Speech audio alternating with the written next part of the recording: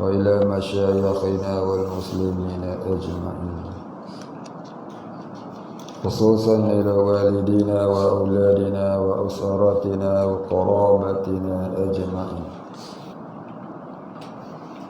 وخصوصا إلى سيدنا وشيخنا الشيخ حاج محمد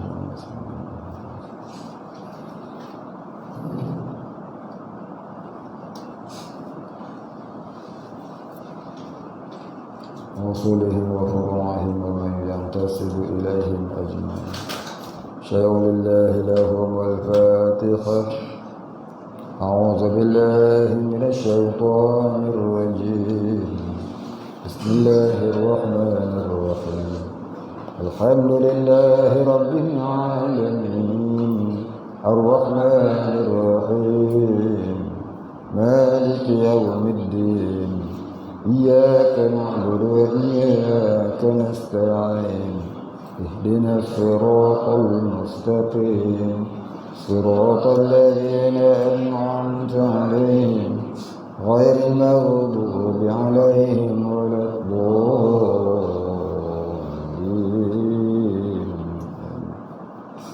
الحمد لله رب العالمين، والصلاة والسلام على أشرف الأنبياء والمرسلين وعلى آله وصحبه أجمعين. رب اشرح لي صدري ويسر لي أمري واحلل عقدة من لساني يفقهوا قولي. ولا علم لنا إلا ما علمتنا إنك أنت العليم الحكيم. رضينا بالله ربا وبالإسلام دينا وبمحمد نبيا ورسولا. اللهم اجعلنا من التوابين واجعلنا من المستغفرين واجعلنا من المتطهرين واجعلنا من الموحدين واجعلنا من المهتدين واجعلنا من المخلصين له الدين واجعلنا من العارفين واجعلنا من عبادك الصالحين واجعلنا من المتقين.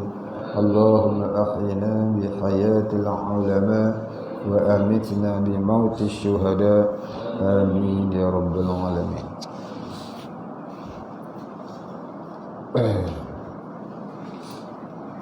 Kita sambung muka surat 4.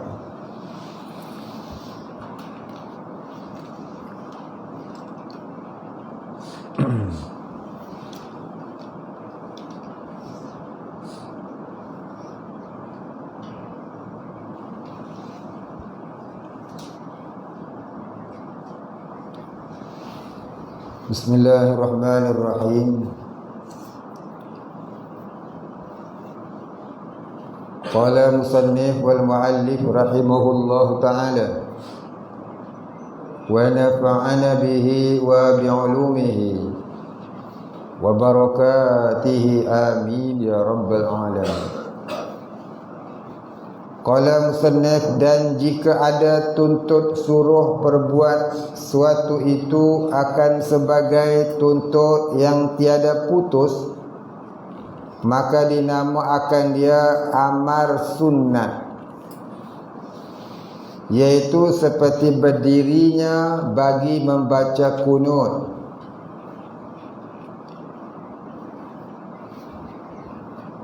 Baik, dia nak cerita ni tentang apa? Tentang hukum syarak. Tentang hukum syarak. Hukum ni ada 3.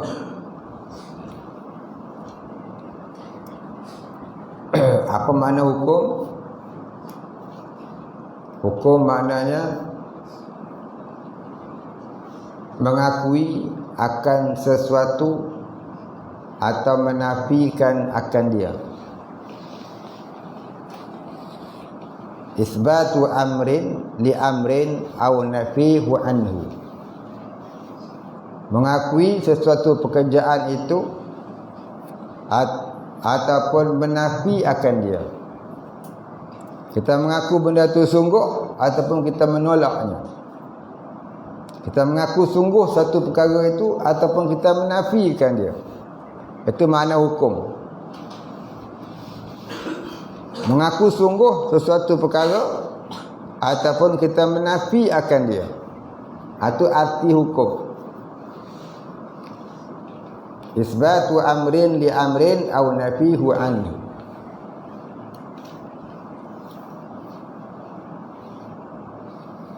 Kemudian tempat bergantungan hukum, tempat muta'allaq hukum.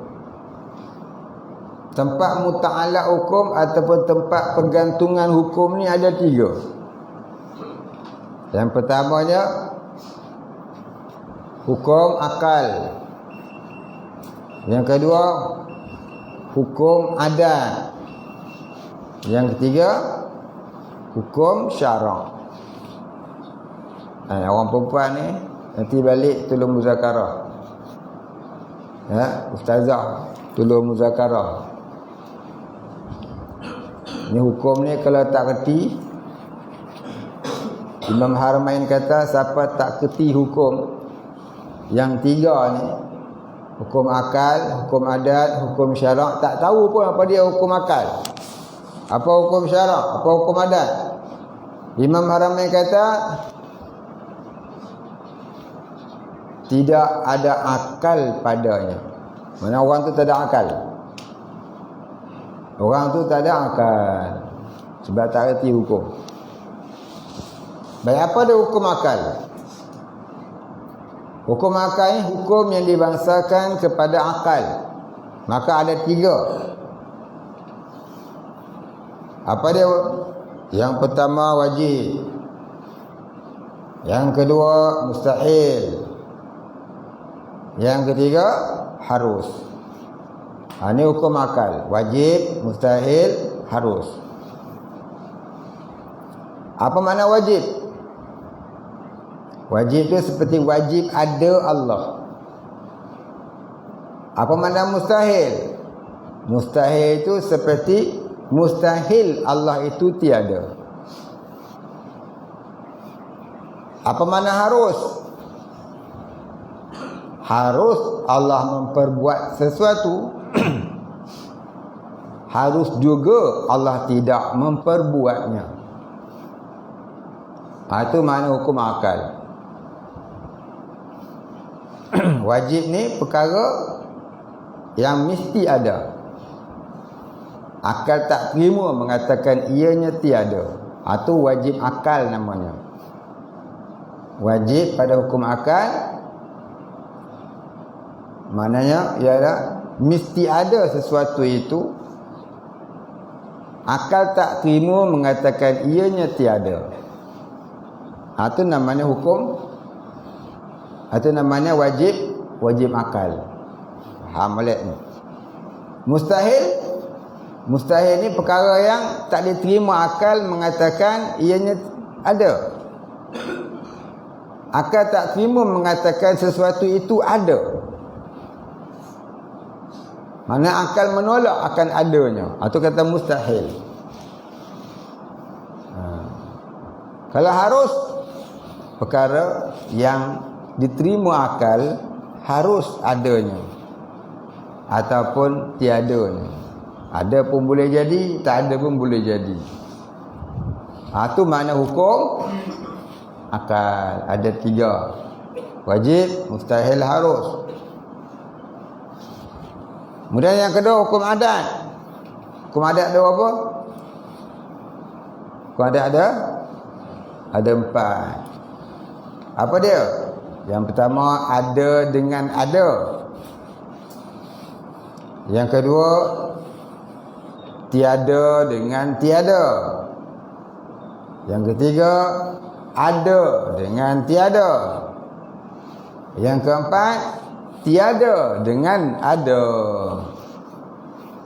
Apa ke benda tu? Apa ada dengan ada ni? Baik, hukum adat ada dengan ada tu seperti kita kata ada makan, ada kenyang. Ada kerja, ada gaji. Ada makan, ada kenyang. Tiada dengan tiada. Tiada makan, tiada kenyang. Tiada kerja, tiada gaji. No money, no talk.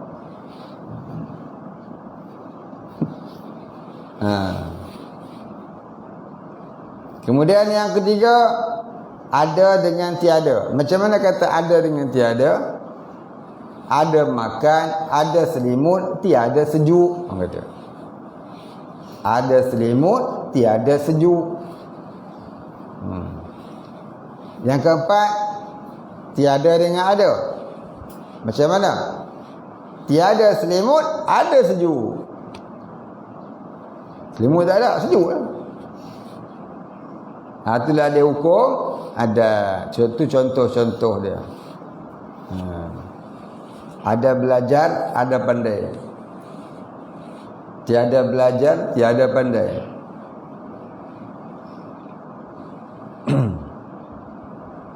Ada belajar, tiada pandai pun ada. Harus. Tiada belajar, memandai-mandai. Ada orang kata kena memandai-mandai dulu baru pandai. Suka kau lah. Ada orang kata lagu tu. Baik. Yang ketiga, hukum syarak. Hukum syarak ada apa? Dalam mazhab kita Syafi'i ada 5. Dalam mazhab Hanafi ada 7. Kita mazhab apa?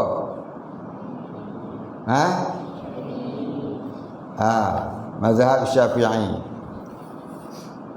Kalau orang tanya wajib ke mazhab ni? Wajib ke kita bermazhab? Balik rumah masa jumpa Pak Lebay kat surau, kat masjid, dia tanya, oh Pak Lebay, tanya kau sikit. Wajib ke kita ni bermazhab? Nak jawab macam mana? Wajib seseorang itu bermazhab sekiranya dia bukan seorang mujtahid. Wajib seseorang itu bermazhab sekiranya dia bukan seorang mujtahid mutlak munqatil. Kalau dia bukan seorang mujtahid mutlak munqatil, maka wajib ia bermazhab.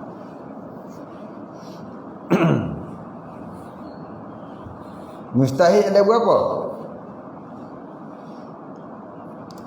Mujtahid ada berapa?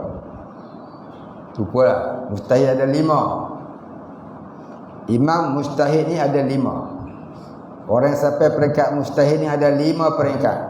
Yang pertama, yang tertinggi, mujtahid mutlak munqatil. Yang kedua, mujtahid mutlak muntasib. Mujtahid mutlak muntasib. Yang ketiga, mujtahid mazhab. Yang keempat, mujtahid tarjih. Yang kelima, mujtahid fatwa. Bawah pada tu namanya muqallidin ataupun muqallid, iaitu orang yang menuruti mazhab. Muqallid maknanya orang yang menuruti mazhab. Baik. Jadi kalau kita ni bukan mujtahid mutlak munqatil, maka wajib kita jadi muqallid kepada imam mazhab. Maka barang siapa yang tidak mahu bermazhab kerana dia kata nak ikut Quran dan hadis sahaja, sedangkan dia bukan seorang mujtahid, maka itu tanda-tanda menuju kesesatan. Tanda-tanda menuju kepada kesesatan. Faham? Jadi kita ni wajib bermazhab. Kita ni bukan mujtahid, baca Quran pun tak pernah betul. Mustahil apa? Ni ada mengaku tak nak pakai mazhab, tak nak mazhab. Ya, kursi pun tak ingat. Yang dia ingat kursi je. Kursi dekat kedai makan mamak. Roti canai satu tertarik. Itu dia ingat. Tiba-tiba nak jadi mustahil. Baik, habis. Jadi hukum syarak ni dua apa? Hukum syarak ada 5. Yang pertamanya wajib. Hukum syarak ada 5. Wajib nombor 1. Nombor 2 sunat. Nombor 3 haram. Nombor 4 makruh. Nombor 5 harus.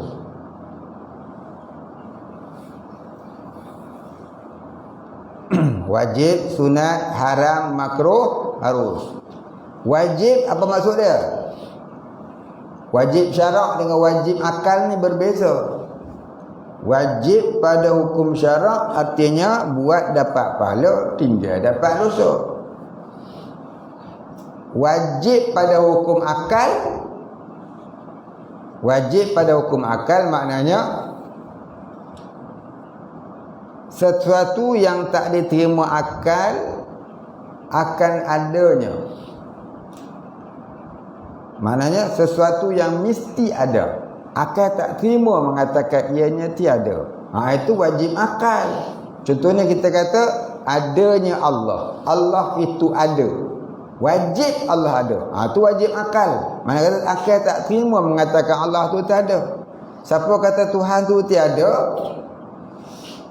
itu namanya dia tidak berakal. Dia tidak berakal. Pokok kayu pun mengakui Allah Ta'ala tu ada. Pokok kayu pun berzikir. Ada orang tanya, adakah dalil mengatakan pokok kayu pun berzikir? Ada. Buka surah Ar-Ra'du. Buka surah Ar-Ra'du, carilah sendiri. Jumpa dalam tu nanti. Baik. Jadi pokok kayu, binatang-binatang semua ni, bila dia lupa dia kepada Allah, dia terus mati. Dia lupa, dia kena langgar melori, demam, terburai tali perut. Apa dia? Anjing. Dia anjing punya Allah. Anjing punya Allah, dia iman, dia mukmin. Anjing tak masuk neraka. Yang masuk neraka tu tuan anjing. Kambing tak masuk neraka. Yang masuk neraka tu tuan kambing. Macam tu kucing tak masuk neraka, tuan kucing yang masuk neraka. Ayam, bapak ayam jantan tak masuk syurga dia. Sebab dia kejut orang main subuh. Tuan ayam tukang sembelih dia masuk neraka. Pasal apa? Tak main subuh.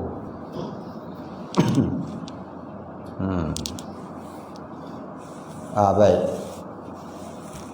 Kemudian makruh. Apa dia makruh? Ni dia cerita ni. Makruh ni perkara yang dia kata apa tadi? Perkara yang dituntut tetapi tidak putus. Perkara yang dituntut tinggal. Tak sampai lagi. Makruh ni buat tidak berdosa. Jika ditinggalkan kerana Allah, mendapat pahala. Makruh ni buat tidak berdosa. Tapi jika tidak dikerjakan kerana Allah, maka dapat pahala. Ada pula yang mengatakan makruh ni kalau buat Tuhan benci, tapi tidak berdosa. Buat Tuhan benci tapi tidak berdosa. Kalau ditinggalkan kerana Allah, dapat pahala. Makruh ni banyak. Yang ketiga, apa lagi tadi? Wajib, sunat. Sunat ni perkara yang berpahala jika dikerjakan kerana Allah. Sunat ini perkara yang berpahala jika dikerjakan kerana Allah. Jika ditinggalkan, ada kalanya jatuh makruh.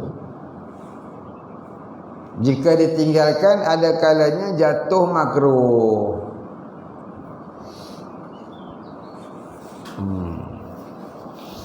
Makruh ada berapa makruh?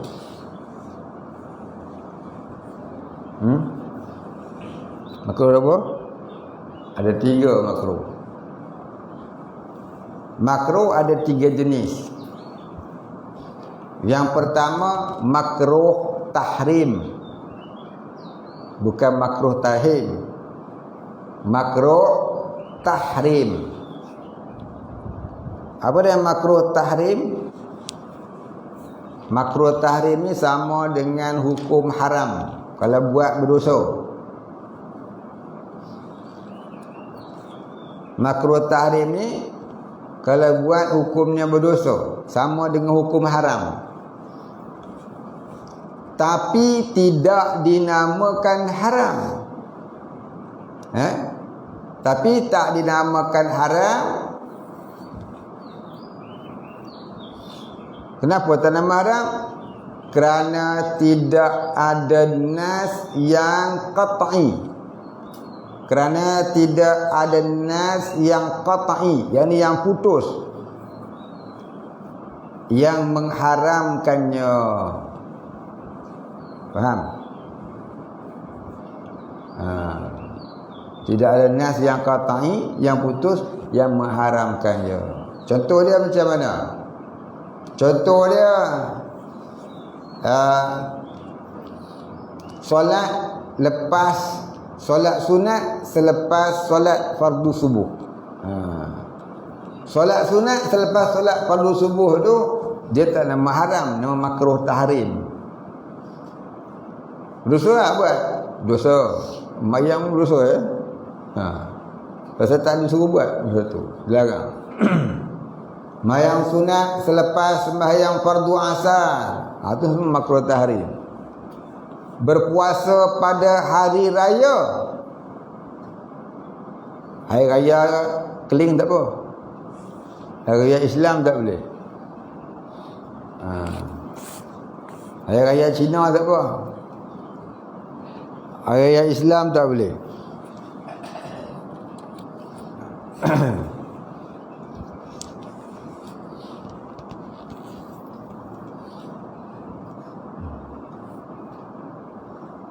Jauh benar pergi. Soalan ni baru sampai hukum syarak, dia tanya dah kalam dah. Cepat habis ngaji.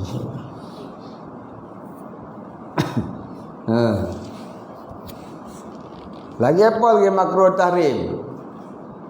Meminang orang yang dipinang. Kita meminang orang yang dipinang. Meminang orang yang sudah dipinang. Contohnya, yang satu anak dara ni dah dipinang orang. Tiba-tiba kita pula berkenan, dah tahu dah dia dipinang orang, kita pergi minang lagi sekali. Tunjuk pula Ferrari sebiji, Lamborghini sebiji kat dia. Kau kahwin dengan aku bagi dua-duanya kan kau. Satu untuk kau, satu untuk bapa kau. Tu dia yang bapa terbeliak biji mata. Kau ambil yang merah lah nak ayah ambil yang kuning. Otak kuning ni otak. Habis dia pun batalkan tunang yang lama. Tu hukum yang makruh tahrim, berdosa. Dah tahu dah orang minang anak dia, jangan dia terima dah orang lain. Kalau orang dia dah terima pada pinang yang pertama. Faham? Itu makruh tahrim. Banyak lagi makruh tahrim, contoh dia. Kemudian yang kedua makruh tanzih. Makruh tanzih. Tanun zayyaha. Tanun zayyata marbutah. Tanziyatun. Tanzih.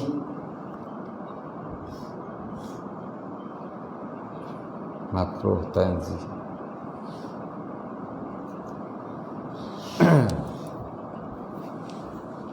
Tanun zayaha. Tanzih. Makruh tanzih. Mana makruh kalau dilakukan. Maknanya kalau buat ni tak berdosa. Kalau ditinggalkan kerana Allah, dapat pahala.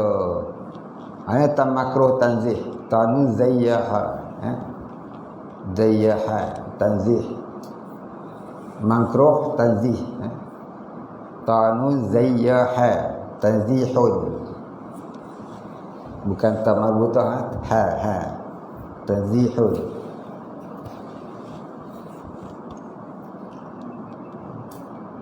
Contohnya apa dia? Makruh tanzih. Makruh tanzih ni contohnya kita makan bawang, makan petai, makan benda-benda yang busuk-busuk lah. Suka pula busuk-busuk. Sedap. Mana ada orang makan minyak wangi? Minyak wangi kan wangi, ni bawang tak makan. Enggak.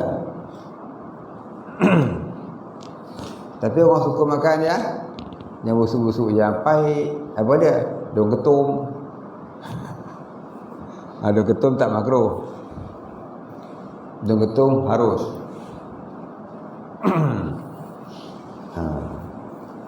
Baik. Itu namanya makruh tanzih. Selalu kita dengar itulah makruh tanzih. Yang ketiga makruh tarkul aula. Makruh tarkul aula. Tarakaf alif lam alif waw lam ya tak titik. Alif lam alif waw lam ya tak titik. Bunyinya al aula. Tarkul aula. Maknanya makruh kerana meninggalkan yang sunat. Makruh kerana meninggalkan yang lebih utama. Meninggalkan yang lebih utama ni hukumnya makruh, atau meninggalkan yang sunat. Contohnya apa dia? Kita sembahyang, kita solat, lepas baca amin, kan pertama ni amin, kita rukuk, tak baca surah. Baca surah hukumnya sunat, tinggalkan dia jadi makruh. Tarkul aula, makruh kerana meninggalkan yang sunat. Dalam solat ni ada banyak benda sunat. Kata setengah ulama, dalam solat ini ada lebih 200 sunat hai'ah. Oh, banyak punya. Setiap satu yang ditinggalkan menjadi makruh solat itu. Maka itulah puncanya kita tidak ada, kita ni solat tapi tak mencegah kemungkaran. Sebab banyak benda makruh dalam solat kita buat. Banyak benda makruh kita buat. Itulah punca kita. Solat itu tak mencegah kemungkaran. Ada orang lagi solat lagi jadi jahat. Tapi teruskan solat, jangan tinggal. Mudah-mudahan satu masa Allah Ta'ala bagi solat yang sempurna. Jangan kita kata, alah solat pun buat maksiat, apa guna solat? Jangan. Jangan kata lagu tu, tak boleh. Buat maksiat satu hal, solat satu hal. Kalau tak solat, maksiat pula duk buat, itu bertambah-tambah dosanya. Biarlah kita solat dalam keadaan dosa pun duk buat, mana kita taubat. Mudah-mudahan satu masa Allah Ta'ala ampun dosa kita dan dia terima solat kita. Tak boleh kita kata solat tolak tapi buat maksiat, apa gunanya solat? Ada guna. Sekurang-kurangnya dia ada solat. Tapi kalau tak solat, tak buat maksiat, dia tak buat maksiat. Tapi dia tak solat. Tak solat itulah maksiat selama-lamanya. Cerdik. Saya walaupun tak maksiat, saya tak solat, tapi saya tak buat dosa dia. Cerdik dia tu. Siapa tak solat berdosa sentiasa. Setiap nafas keluar masuk sentiasa duduk dalam dosa. Kalau dia mati, matinya mati fasik, mati su'ul khatimah, mati perakhiran yang jahat. Jangan duk kata dia baiklah kalau tak dia tak solat. Bahkan kita ni dilarang duduk serumah dengan orang tak solat. Dilarang pula makan sehidangan dengan orang tak solat. Tu makan kat kedai tu jaga. Satu bumbung dengan orang tak solat. Dah tak solat kapiak pula lagi. Jadi sebab itulah hati kita jadi benak. Suka makan kat kedai. Tuan kedai tudung pun tak pakai tudung pula, lengan pula terbuka kat luar. Nak perempuan lah, nak lelaki nak pakai berenggel lah, rantai silang tidak orang tak tahu. Baik, itu nama dia 3 jenis makruh. Yang keempat, hukum syarak tadi apa? Haram. Apa dia haram? Haram ni larangan kalau dibuat berdosa, ditinggalkan kerana Allah dapat pahala. Itu haram. Kemudian yang keempat, harusnya apa dia? Perkara yang dibolehkan oleh Allah, sama ada melakukannya atau meninggalkannya. Buat pun boleh, tak buat pun boleh. Itu benda harus, seperti tidur, makan, mandi, kerja dan seumpamanya. Itu harus. Baik, kahwin. Kahwin ni hukum asalnya adalah sunnah. Kahwin ni hukum asalnya adalah sunnah. Sunnah apa? Sunnah Nabi. Kalau sunnah tu hukumnya apa? Sunnah tu kadang-kadang wajib, kadang-kadangnya sunnah, kadang-kadangnya makruh, kadang-kadangnya haram. Hukum asalnya tu sunnah. Jadi ada pula satu kaum yang namanya Abdul Wahab tu, dia kata kahwin ni harus. Siapa kata kahwin ni harus? Maknanya dia menolak akan kerasulan Nabi kita Muhammad sallallahu alaihi wasallam. Bapa Abdul Wahab ni, bukan Abdul Wahab, Abdul Wahab. Dia menolak akan kesunatan kahwin. Dia kata harus dia kahwin. Kahwin 2, 3, 4 dah harus, dia kata. Hanya dia orang Wahabi tak faham baca Quran, tak faham makna hadis. Dia kata dia ikut hadis, tapi dia tak faham maksud hadis. Maksud hadis ni apa dia? Nabi ni, sunnah Nabi ni dia tak buat benda harus. Apatah lagi dia tak buat benda makruh, dia tak sekali-kali buat benda haram. Nabi tak buat benda haram, tak buat benda makruh, benda harus pun tak buat. Apa yang Nabi buat tu, ya, kalau tak wajib sunat, kalau tak sunat wajib. Dua ya. Jadi Nabi berkahwin itu bukan harus lah kalau Nabi kahwin. Tentulah dia kahwin Nabi dia sunat. Jadi kita tak boleh kata Nabi buat benda harus. Tapi Wahabi ni tentu pening kepala dia. Ada orang tanya saya, tak, kenapa kata Wahabi ni bodoh? Lalu saya dengar ustaz-ustaz sebut Wahabi ni bodoh. Bukankah kalimah bodoh tu tak elok, tak molek dengar? Cantik juga soalan tu. Kata bodoh kat orang Wahabi tak boleh. Kenapa? Kalimah tu tak elok. Baik, ni hari ni saya nak jawab. Pasal ada orang tanya. Jadi dengar molek. Pasal apa? Ramai ustaz dia kata Wahabi ni bodoh.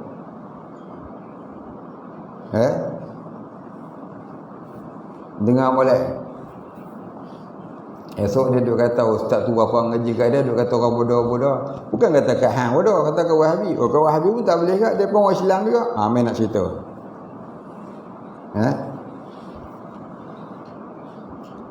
Nak cerita dia gini, nak bagi faham sebab apa ustaz-ustaz kata Wahabi ni bodoh, Syiah ni bodoh.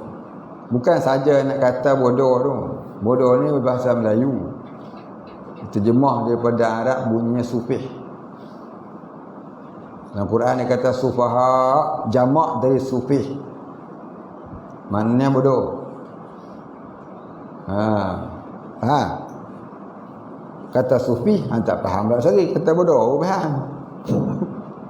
Pasal apa? Kata bodoh kan bahasa tu tak elok. Baik, ni nak cerita. Cuba tengoklah. Satu ketika dulu, Imam Al-Ghazali rahimahullahu ta'ala, dia kahwin tua. Imam Ghazali kahwin tua dah boleh kahwin. Pasal apa? Pasal dia sepanjang hidup dia banyak dengan ilmu. Menuntut ilmu, karang kitab dan sebagainya. Jadi dia tak terfikir nak kahwin. Dah ujung-ujung dah umur kat 50 dah boleh kahwin. Kata Imam Ghazali ni. Jadi satu ketika datanglah seorang kawan dia. Dia tanya Imam Ghazali. Dia kata, tuan, kahwin sonok ke? Maksudnya dia tidur malam-malam dengan bini tu sonok ke maksud dia tu? Jadi bila Imam Ghazali ditanya begitu, tidur malam-malam dengan bini sonok ke? Sedangkan dalam fiqh tak boleh tanya bab tu, dan tak boleh cerita.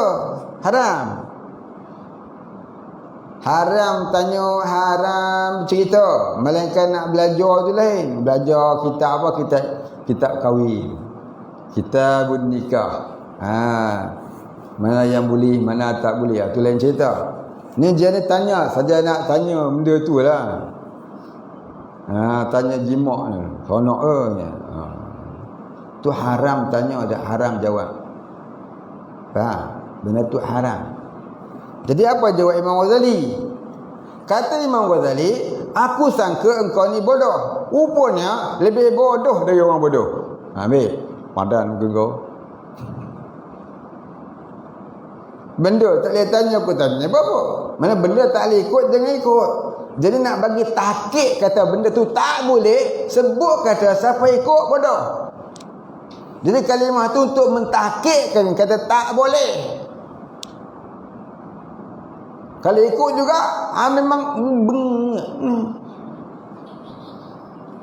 banyak orang sebut ikut juga bodoh ke. Itulah cerita dia. Sebab itulah banyak ustaz-ustaz kata Wahabi ni bodoh, masuk aku seorang. Pasal apa? Nak bagi tahqiq kata jangan ikut. Ni bukan masalah kalimah tu molek tak molek.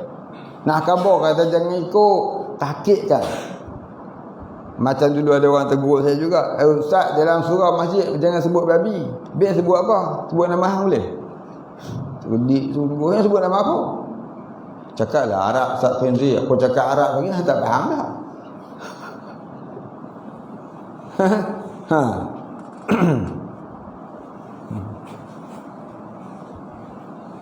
Ni terlebih warak ni pun susah juga. Orang tak tempat nama dia. Baik. Itulah sebab itulah ada ustaz-ustaz dia kata lagu tu, bahasa tu kadang-kadang kasar. Kau kena sebut kasar. Nak mentahqiqkan kata benda tak boleh. Supaya orang ingat, ustaz tu kata bodoh, ustaz tu kata bodoh, memang tak boleh, bodoh sungguh. Kau ikut juga bodoh sungguh. Faham? Baik. Sekian dimaklumkan. Itulah dia 5 hukum syarak yang wajib kita tahu. Wajib, sunat, haram, makruh, harus. Ya, baik. Kemudian tempat hantaran hukum syaraknya ada 5. Apa dia tempat hantaran dia? Yang dinamakan hukum wadai. Apa dia yang 5 tu? Sebab, syarat, mani', yakni tegahan, sah dan batal.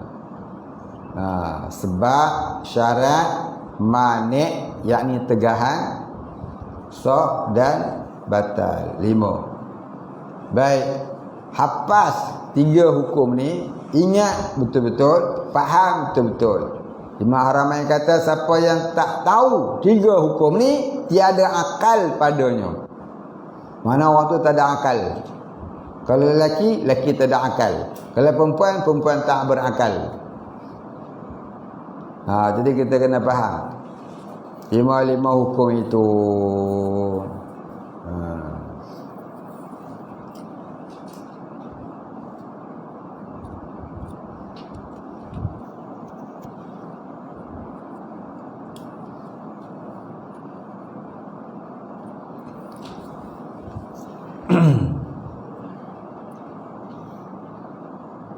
Baik ya, kita sambung tadi.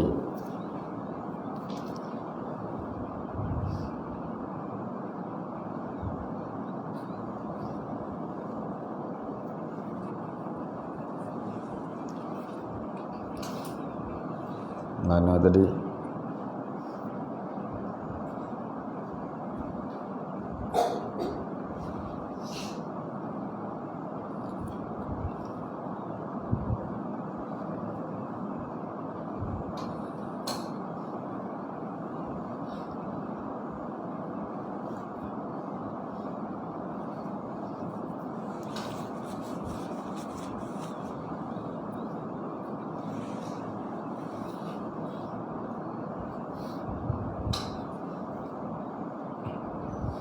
Dan jika tuntut suruh perbuat suatu itu akan sebagai tuntut yang tiada putus, maka dinamakan dia amar sunat. Ini tuntut yang sunat, suruh yang sunat, iaitu seperti berdiri bagi membaca kunut. Dan ada kala takluknya dengan tuntut meninggal akan suatu. Meninggal tu bukan menanggal. Ini bahasa Jawi lama ni, tulisan Jawi lama. Akan sebagai tuntut yang putus, maka dinamakan dia nahyun. Nahyun ataupun nahi yang haram, ini tegahan yang haram, iaitu seperti berdirinya bagi i'tidal dahulu daripada sempurna rukuknya dengan sengaja. Berdiri bagi i'tidal, berdiri bagi i'tidal dahulu, ini sebelum sempurna rukuknya dengan sengaja. Rukuk tak ada tumakninah, tu i'tidal, haram, batal solat. Dan jika ta'alluqnya, jika pergantungannya, dan jika pergantungannya dengan tuntut meninggal, ini meninggalkan satu pekerjaan, akan sebagai tuntut yang tiada putus, maka dinamakan dia nahyun ataupun nahi yang makruh, iaitu seperti berdiri atas satu kakinya di dalam sembahyangnya dengan ketiadaan uzur. Orang sembahyang berdiri 2 kaki, dia angkat kaki sebelah, itu makruh. Ataupun menyengitkan kaki sebelah tegak, sebelah ikut, makruh. Dan ada kerana takluk dengan mengibahah akan suatu, artinya mengharus akan suatu, iaitu seperti berdiri seorang bagi kerana menuntut kesenangan jua. Mana kata kita duduk-duduk, letih kita berdiri.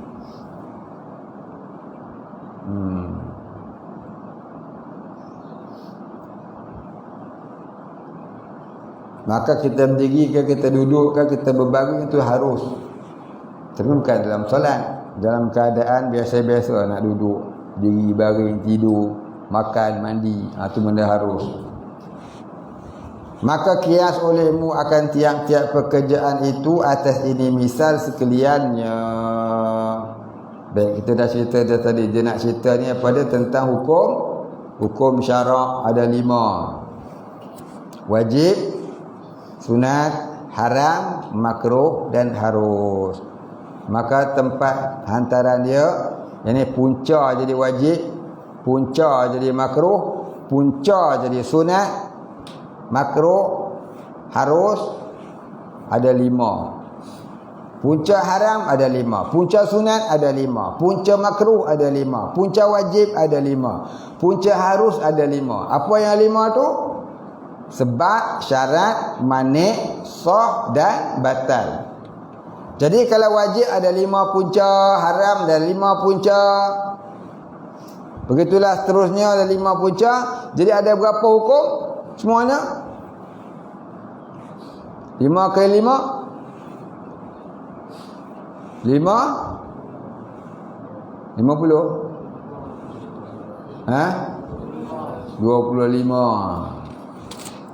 Ha, 25 hukum semua sekali. Wajib ada 5, sunat ada 5. Boleh faham tak? Mana mari 5 tu? Boleh faham? Kita boleh faham? Boleh faham? Boleh faham tak apa? Tu yang ustazah tolong cerita sekarang. Ni buat muzakarah biar faham sungguh-sungguh benda ni. Benda ni, hukum ni kalau tak tahu, ya, maka berdosa seumur hidup. Wajib tahu. Tak faham tanya, jangan tak faham buat-buat faham. Tak faham tanya, yang dah faham tolong beritahu dekat orang yang belum faham. Boleh? Baik. Kita berhenti sekat dulu. Kemudian katanya bermula makna wajib pada akal. Oh, dia cerita pun. Baik, kita berhenti sekat tu. Kemudian katanya bermula makna wajib pada akal. Baik, ni ada satu soalan. Dia tanya, kita ni baru masuk, dia dah sampai nak habis lah. Tanya dia. Baik, dia kata, maaf nak tanya sikit bab sifat kalam. Bab sifat kalam. Kalam maknanya apa?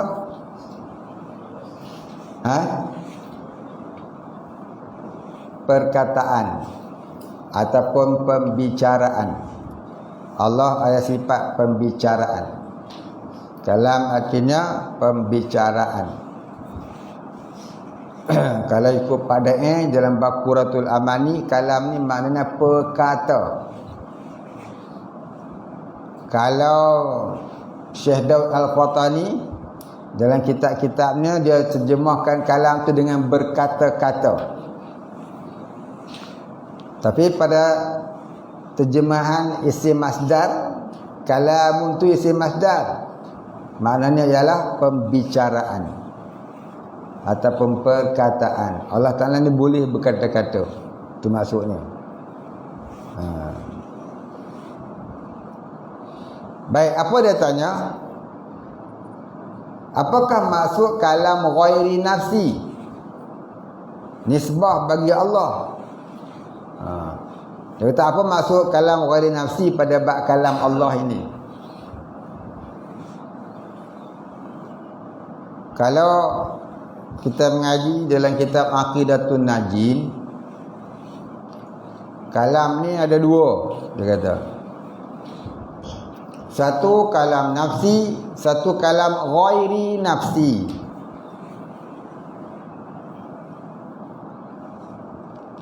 Dalam kitab Aqidatun Najin dia kata kalam itu ada 2, satu kalam nafsi, satu kalam ghairi nafsi. Apa kalam nafsi? Kalam nafsi ialah sifat kalam yang ada pada zat Allah Ta'ala, yang tidak ada huruf, tidak ada suara, tidak serupa dengan makhluk.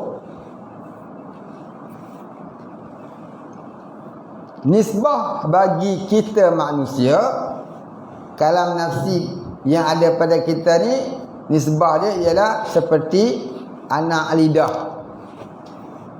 Anak lidah tu kalam nafsi bagi kita manusia. Kalau tak ada anak lidah, kita tak boleh nak cakap. Tak percaya, balik potong lah. Susah kan nak potong, manis ni saya nak terus potong. Tak apa, lagi balik sebut. Jahit lah balik. Bukan sakit pun. Kau orang kata, iyo ke? Apa yang try tengok. Kita ni boleh bercakap sebab ada anak lidah tu. Orang bisu mana ada anak lidah? Dia ngangor tengok. Dia tak ada anak lidah. Jadi nisbah kita, kalau nafsi kita ialah anak lidah. Kalau nisbah Allah, kalau nafsi itu ialah sifat kalam yang ada pada zatnya yang tak serupa dengan makhluk. Makhluk ni ada anak lidah. Baik, itu kalam nafsi namanya. Apa kalam ghairi nafsi? Dia tanya ni kalam ghairi nafsi. Kalam ghairi nafsi ialah segala perkataan-perkataan Allah. Segala pembicaraan Allah. Ibarat kita ni bila kita bercakap. Jadi anak lidah tu kalam nafsi, bila kita bercakap tu kalam ghairi nafsi. Jadi kalam nafsi sifat kalam di zat Allah. Kalam ghairi nafsi iaitu segala perkataan Allah. Maka perkataan Allah tu tidak ada huruf, tidak ada suara, tidak ada mula, tidak ada akhir. Ya qadim lagi azali. Tak sampai akal kita untuk mengerti, untuk melihatnya, untuk mendengarnya. Tak sampai akal kita untuk untuk memahami dengan secara hakikat. Boleh faham secara ta'rif dia. Secara ta'rif dia kita boleh faham. Nak faham secara hakikatnya kita tak tahu macam mana kalam ghairi nafsi. Cuma ta'rifnya begitu. Iaitu segala perkataan Allah, segala bicara Allah. Dan bicara Allah tu pula qadim lagi azali. Tidak ada huruf, tidak ada suara, tidak ada bahasa.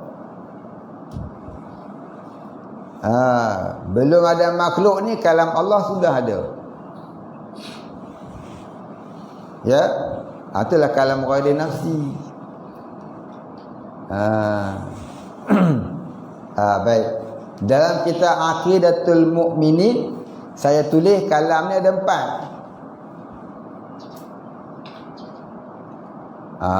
Ada 4 pula.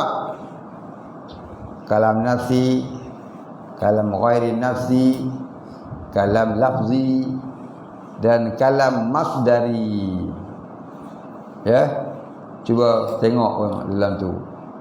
Dalam kitab-kitab yang lain pula ada tulis. Jadi cuma tu istilah-istilahnya sahaja. Menurut pengarang kitab itu. Pengarang kitab tu faham lagu ni, yang maka dia tulis lagu tu. Aqidatul Najin dia tulis 2. Dalam kitab Aqidatul Mukminin saya tulis ada 4. Kita lain kita buka pula, lain pula bercara tu cuma istilah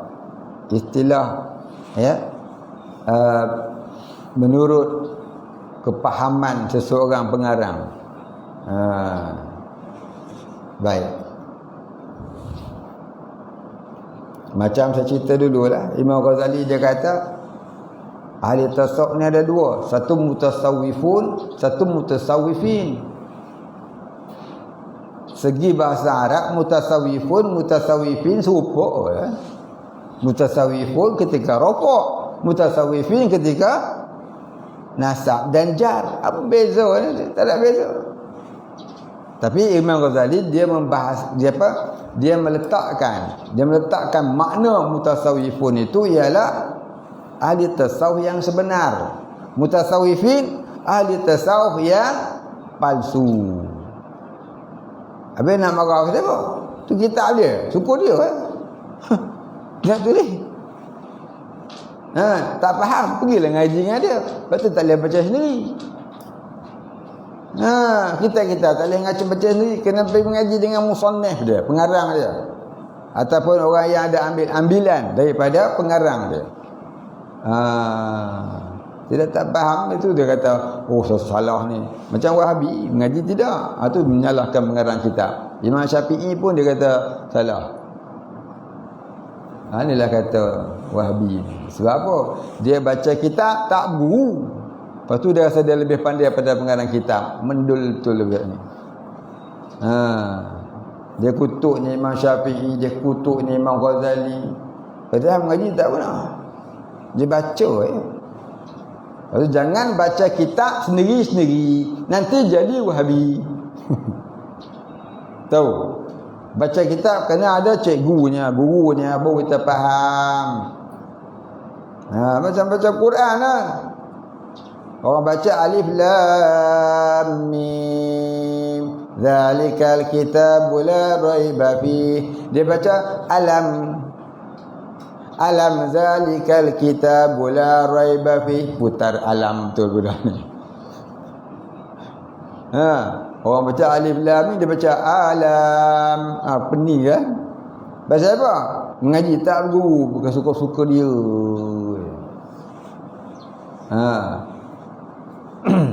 Lepas tu baca almar. Untuk almar ni. Ada lam mim ra. Dibacanya almar. Baik buat ayat tu almar ni.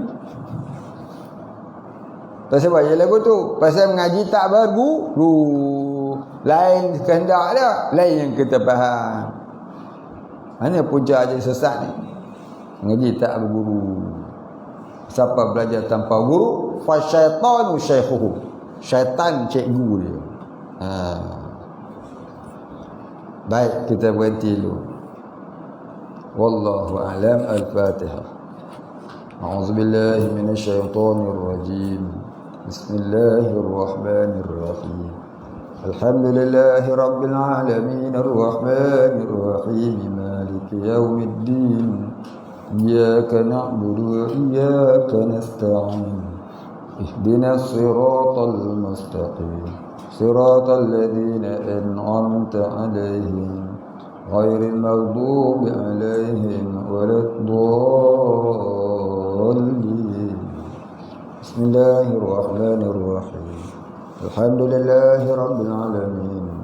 Wassalatu wassalamu ala asyrafil anbiya'i wal mursalin wa ala alihi wa sahbihi ajma'in. Allahumma ighfir lana dhunubana warhamna wa antal ghafurur rahim. Allahumma ighfir lana dhunubana wa liwalidina warhamhum kama rabbayana shighara. ولمشايخنا وللمسلمين أجمعين برحمتك يا أرحم الراحمين. اللهم نور قلوبنا بنور معرفتك يا فتاح يا رزاق. افتح لنا فتحا قريبا كما فتحته على أنبيائك وأوليائك وعبادك الصالحين. وصلى الله على سيدنا محمد وعلى آله وصحبه أجمعين. سبحان ربك رب العزة عما يصفون وسلام على المرسلين والحمد لله رب العالمين. تقبل الله منا ومنكم.